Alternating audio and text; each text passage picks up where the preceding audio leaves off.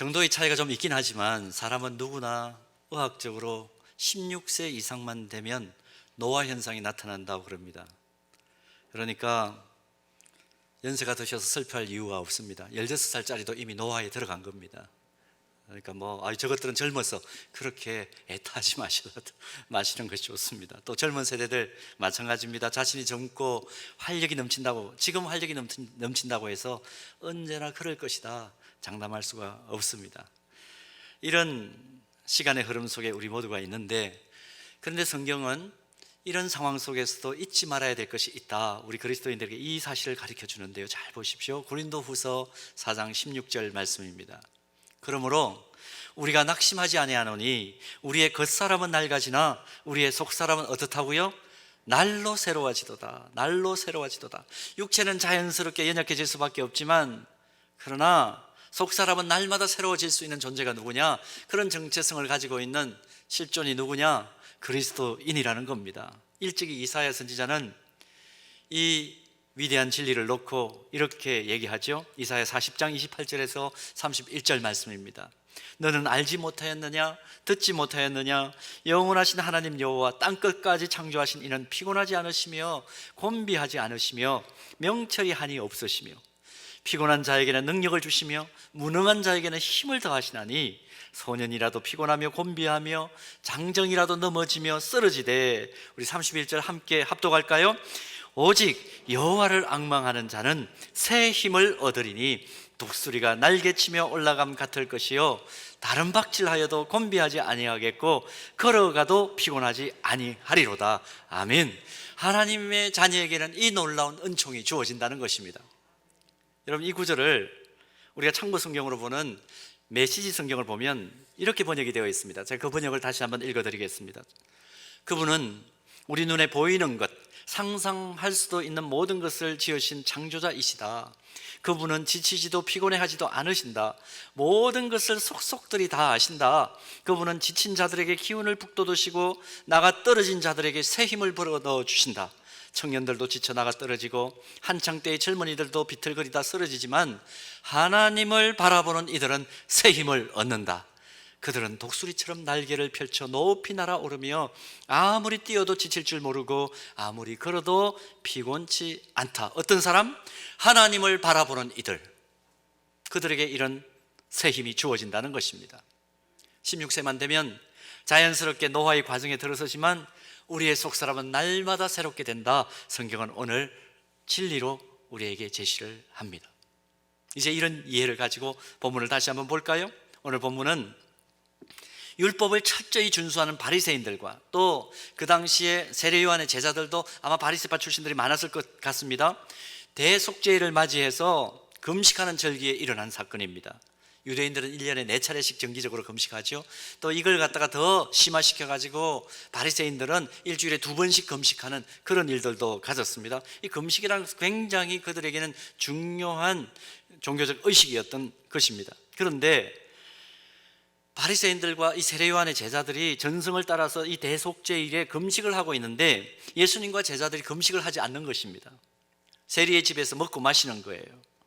이때 세례 요한의 제자들이 묻습니다. 어째서 당신의 제자들은 금식하지 않느냐고. 사실은 시비를 거는 거죠. 시비를 거는 거죠. 이 시비조 질문에 대해서 예수님께서 3가지 비유로 말씀을 해 주십니다. 결혼잔치의 비유, 낡은 옷에 생배를 붙이는 비유, 그리고 새 포도주는 새 부대에 넣어야 한다는 비유입니다. 이 비유들을 깊이 묵상해 보면 예수님께서 의도하신 것이 뭐냐? 모든 인간은 노화되고 시간이 지나가면 의식도 굳어질 수밖에 없는데, 그런데 나와 함께 하는 자들, 여기서 나는 예수님입니다. 예수님과 함께 하는 사람들은 날마다 새로워질 수 있다. 이것을 비유로 지금 우리들에게 가르쳐 주시는 겁니다. 그렇다면 예수님과 함께하면 왜 우리가 새로워질 수 있는가 궁금한 생각이 드는데 그 이유를 한번 살펴볼까요? 첫 번째는 예수님과 함께하면 결혼잔치에서 누리는 넘치는 기쁨을 날마다 누리며 살기 때문입니다. 넘치는 기쁨. 금식을 왜 하지 않습니까? 이 비판적 질문 앞에 예수님께서 결혼식 잔치를 비유로 들어 대답하는 것이 처음에는 언뜻 이해가 가지 않았는데 가만히 보니까 이해가 가시죠. 예수님께서 오늘 보면 19절에서 뭐라고 얘기합니까? 혼인연식을 하는 잔치집을 언급하십니다. 이 말은 예수님은 모든 믿는 자들의 신랑이 되시고 구원받은 우리는 신부가 된다는 것을 저변에 깔고 하시는 말씀이에요.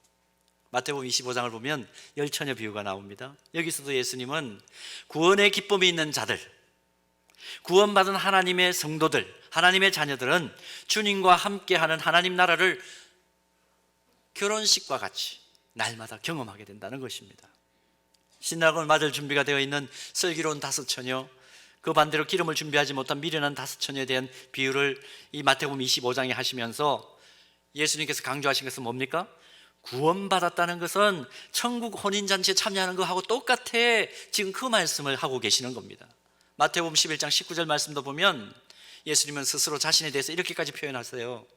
인자는 와서 먹고 마심에 말하기를, 보라, 먹기를 탐하고 포도주를 즐기는 사람이요 세리와 죄인의 친구로다 하니 지혜는 그 행한 일로 인하여 옳다함을 얻느니라. 무슨 말씀입니까? 여러분, 먹고 마실 수 있는 산의 진미와 포도주를 어디서 우리가 주로 경험합니까? 결혼 예식장에서. 당시의 유대인들도 그랬죠. 결혼 잔치를 베푸는 신랑과 같은 예수님. 그래서 예수님이 이렇게 말씀합니다. 방금 본 대로 마태복음 11장 19절에 유대인들이 나의 별명을 붙여줬는데 뭐라고요? 먹기를 탐하고 포도주를 즐기는 탐식가다. 너희들 나에게 별명을 그렇게 붙였지? 그래, 맞아. 즐겨 먹고 마시는 잔치의 삶을 사는 그런 나 자신을 너희들이 똑바로 보아서 그 얘기를 하는 거죠. 복음서 전체의 맥락을 보면 예수님께서 이런 별명을 얻으실 정도로 이 땅에서 먹고 마신 이유가 있습니다. 바로 구원의 기쁨을 깨닫게 하시기 위하여. 말로는 다 표현할 수 없는 기쁨이 구원받은 증거다. 그 사실을 깨닫게 하시기 위하여 함께 먹고 마신 것이죠.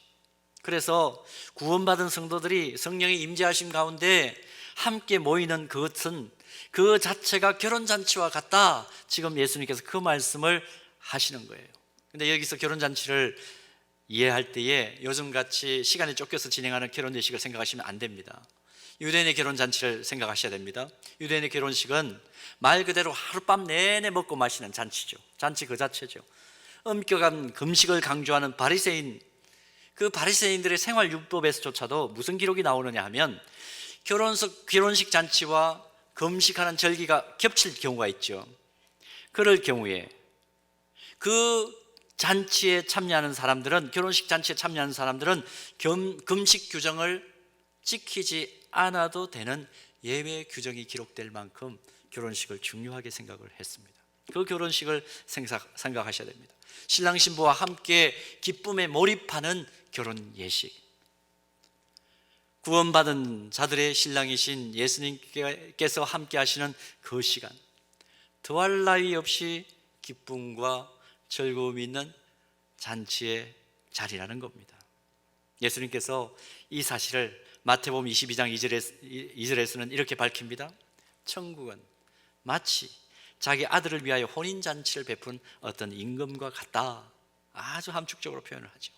이런 의미에서 여러분, 우리가 예수님을 믿는다, 하나님의 자녀들이 되었고 성도가 되었다, 또 성령의 임재 가운데 우리가 예배를 드린다. 이것은 무엇입니까? 장차 천국에서 삼위일체 하나님과 누리게 될 천국의 그 혼인잔치를 미리 경험한다는 것입니다.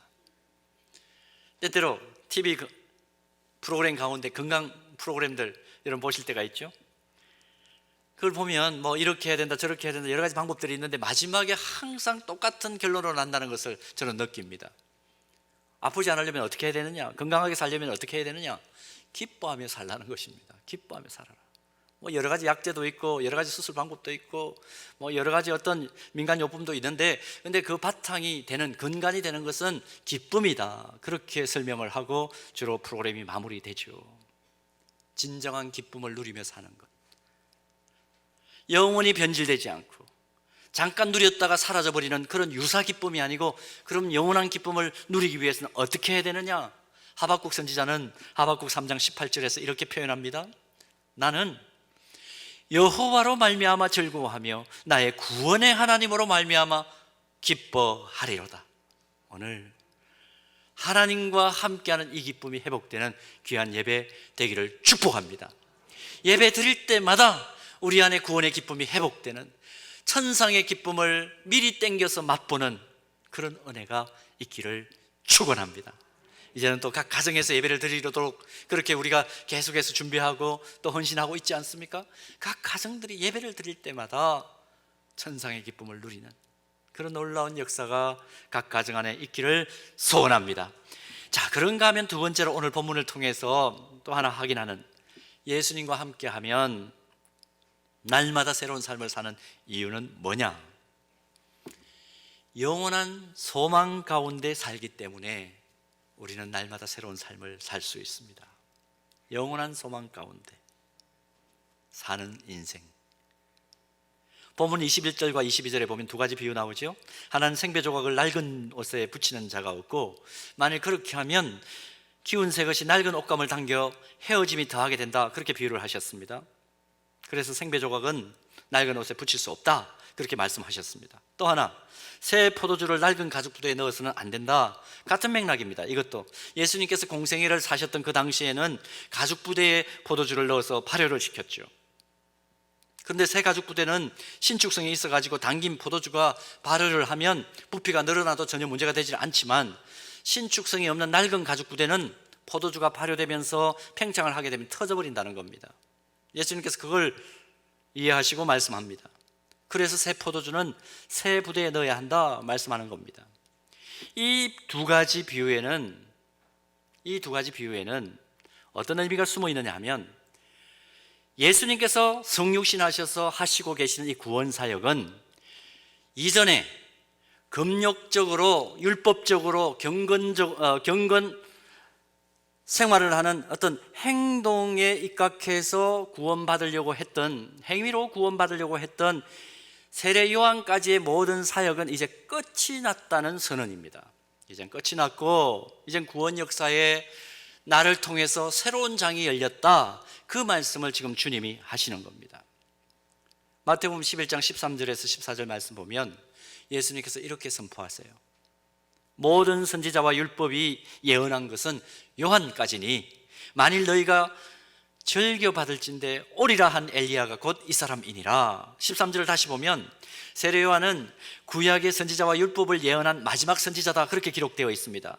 그런데 모든 구약의 약속과 예언이 하나님의 아들이신 예수 그리스도가 성육신하셔서 이 땅에 오심으로 말미암아 전부 다 성취되었기 때문에 이제는 그 율법의 역할, 세례 요한이 하던 역할은 다 끝이 났다는 겁니다. 완전히 새로운 구원의 역사, 새로운 구원의 장이 열렸다는 것이죠. 여기에서 역사적으로는 BC와 AD가 나누어지는 것을, 기원전과 서기전과 서기후로 나누는, 주전과 주후로 나누는 것을 우리는 이해하고 있습니다. 예수님께서는 마태복음 11장 11절에서 하나님이 약속해 주신 것을 모두 성취하신 자신과 전혀 새로운 시대에 사는 사람을 이렇게 설명합니다. 내가 진실로 너희에게 이르노니 여자가 낳은 자 중에 세례 요한보다 큰 이가 일어남이 없도다. 그러나 천국에서는 극히 작은 자라도 그보다 크니라. 무슨 의미일까요? 가장 작은 자라도 과거 예언과 율법 시대에 가장 큰 사람이었던 그 세례 요한보다도 훨씬 더 큰 자가 되는 그런 자격을 얻었다는 것입니다. 쉽게 표현할까요?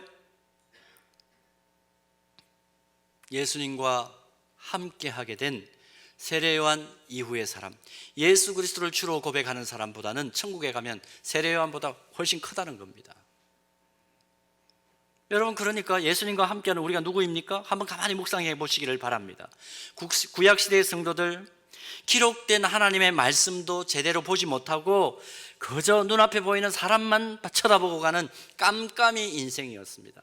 율법의 전체성을 보지를 못했고 구원의 전체성을 보지를 못했습니다. 그런데 주님이 오신 그 이후에 성령과 함께 동행하는 새 시대를 맞이한 우리는 하나님의 구원을 더 실제적으로 하나님께서 허락하신 기록된 영원한 생명의 말씀을 통해서 직접 보고 실제적으로 경험하며 살아가는 세례 요한보다도 훨씬 더 큰 사람들이 되었다는 것입니다. 여러분, 이 말씀의 의미를 잘 이해하셔야 됩니다. 구약의 백성들은 주어진 율법들을 들음으로써, 가르침만 받음으로써 그들의 구원을 이루어 갔습니다. 그러나 주님이 오신 이후에 하나님께서는 우리에게 생명의 말씀을 기록된 말씀으로 우리 손에 들려주셨습니다. 그러므로 성경을 펼쳐 여는 순간 말씀 속에서 우리는 누구를 대면합니까? 하나님을 만날 수 있는 특권을 얻었다는 것입니다. 여러분, 선교의 역사 가운데 가장 중요하고 가장 훌륭한 선교의 방법은 뭘까? 무엇일 것 같아요? 선교사가 가는 것? 물론 좋은 방법입니다. 훌륭한 방법입니다. 그러나 궁극적으로 가장 훌륭한 선교 사역의 종결자는 누구냐 하면 성경입니다. 그 나라의 언어로 기록된 성경, 그 나라의 사람들의 방언으로 기록된, 그 언어로 기록된 성경이 그들 손에 들려져서 펼쳐지기 시작할 때 말씀이 역사하는 시대가 시작되는 것입니다. 그리고 그 속에서 하나님을 만납니다. 그래서 가장 훌륭한 선교사는 성경이다. 그 나라의 언어로 기록된 성경이다. 그렇게 우리들은 정리를 합니다. 여러분, 우리는 그러므로 말씀을 통해서 어떻게 살아갑니까? 미래를 아는 사람들입니다. 말씀은 우리들에게 우리의 미래를 어떻게 가르쳐 줍니까? 베드로후서 3장 13절 말씀. 우리는 그의 약속대로 의가 있는 곳인 새하늘과 새 땅을 바라보도다. 여러분, 예수 믿는 사람과 믿지 않는 사람의 차이를 여기서 발견하셔야 됩니다. 예수 믿는 사람에게는 뭐가 있습니까? 확실한 미래가 있습니다. 그러나 예수 믿지 않는 사람들에게는 성경을 펼쳐들지 않으니까, 생명의 말씀이 그 안에 없으니까 그들에게는 미래가 없는 줄로 생각되고, 그들은 그저 이 세상에서 자기중심적으로 이 땅에서 잘 사는 것으로 만족합니다. 과거에 너무 자기중심적인 사람 한 사람을 만났습니다. 그분에게 생각하기도 싫은 손해를 입은 적이 있습니다. 참 답답하더라고요. 근데 그때 그 어려움을 놓고 기도하는 중에 주님께서 깨닫게 해주신 진리가 있습니다. 가만히 잠잠히 기도하는데 그런 깨달음이 와요. 야, 너 한 사람이 너를 이해해 주지 못하는 일 때문에 마음이 그렇게 힘드냐? 나는 온 세상 사람들이 나를 못 이해했는데도 나는 하나님의 영광을 위해 살았는데, 너 내가 기록해 준 성경 다시 한번 봐봐. 그런 마음의 깨달음이 왔어요. 그래서 말씀을 펼쳐 들어서 읽기를 시작했습니다. 그때 보았던 말씀이 뭐냐 하면 베드로후서 3장 13절 말씀입니다. 우리는 그의 약속대로 의가 있는 곳인 새하늘과 새 땅을 바라보도다. 그렇지, 그렇지, 그렇지. 주님이 그렇게 말씀하시는 것 같았어요. 괜찮다. 지금 네가 당하고 보는 것이 전부가 아니지 않느냐. 너 지금 뭘 보니? 내가 예비한 새하늘과 새 땅을 지금 바라보고 있는 사람 아니니? 지금 억울하다고 그것 때문에 좌절하지 말고 다시 일어나. 말씀하시는 듯한 그 음성을 캐치를 했습니다. 잠잠히 생각해 보니까 정말 이 세상이 전부가 아니고 저에게는 주님이 열어놓으신 새로운 세상이 있다는 것을 깨닫게 되니까요, 얼마나 감격하고 얼마나 큰 위로를 받고 쉽게 회복했는지 모릅니다. 산산에 깨어졌던 마음이 다시 모아지는 그런 경험을 했습니다. 사랑하는 여러분, 최근의 자료를 보니까요, 지금 우리 국민들 4명 중에 3명은 대한민국을 이렇게 인식하고 있었습니다. 대한민국은 못된 사람이 착한 사람보다 더 잘 사는 세상이다. 우리나라 국민 4명 가운데 3명이 지금 그런 생각을 하고 있습니다. 그건 무슨 얘기입니까? 악해도 너무 악한 세상이 지금 우리가 사는 세상이라는 거죠. 그 속에서 얼마나 우리가 많은 상처를 입습니까? 예수 믿는다는 이유 때문에 더 인내해야 되고, 더 용서해야 되고, 더 사랑해야 되고, 더 품어줘야 되고. 와, 하나님, 이런 법이 어디 있습니까? 이런 법이 어디 있습니까? 하나님 너무하십니다. 그렇게 우리가 얘기하고 싶을 때가 있고 소리치고 싶을 때가 있어요. 그런데 하나님 우리에게 말씀합니다. 너 이 세상이 전부이고 천국에 대한 소망이 없는 사람처럼 너 살아갈래? 아니면 천국이 있는 내가 예비한 말씀 속에 생명의 말씀으로 너에게 약속해 준 그 약속의 말씀 붙들고 살아갈래? 때때로 하나님 우리를 그렇게 시험하실 때가 분명히 있습니다. 사랑하는 여러분, 예수님께서 이 땅에 오심으로 새로운 시대가 열렸다. 이 새로운 시대를 살다가 새하늘과 새 땅으로 들어갈 수 있는 소망의 존재가 누구냐? 바로 너희들이다. 그 이야기를 오늘 비유를 통해서 우리에게 말씀해 주시는 겁니다. 새 포도주는 어디예요? 새 부대예요. 너희들은 그런 사람들이야.